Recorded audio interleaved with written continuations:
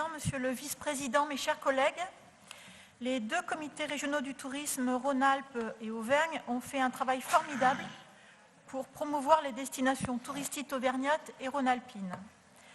Haute et moyenne montagne, activités de pleine nature, montée en gamme des hébergements et des équipements, c'est en travaillant sur tous les aspects de la promotion touristique que les CRT, en lien étroit avec les acteurs du territoire, ont assuré l'excellence touristique de nos régions que vous venez de rappeler, Monsieur le Vice-président.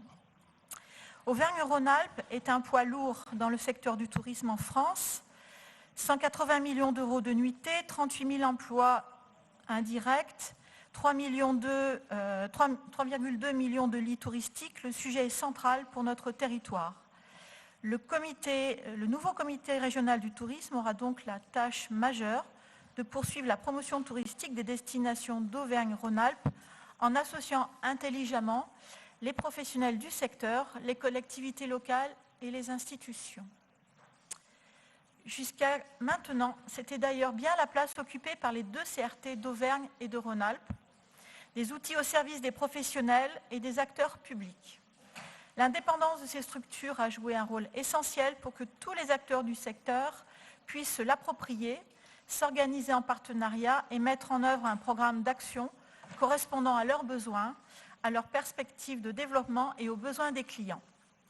Nous appelons donc l'exécutif à veiller à ce que Auvergne-Rhône-Alpes Tourisme, puisque je pense que ce sera le nom de ce futur organisme, se construise dans le même esprit et la même volonté d'être au service de la promotion touristique de notre région. Le futur CRT ne doit pas devenir l'agence de publicité de la politique régionale du tourisme. La nuance est d'importance. Dans les statuts que vous proposez au vote de notre Assemblée, plusieurs points nous inquiètent.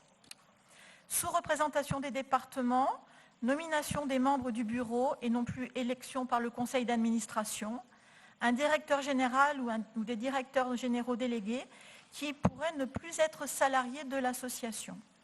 Ces éléments risquent de remettre en cause la liberté d'association du futur CRT, son indépendance et le travail incluant tous les partenaires qui avaient été mis en place en bonne intelligence jusqu'à maintenant, et les résultats économiques chiffrés sont d'ailleurs là, vous les avez cités, Monsieur d'Aragon.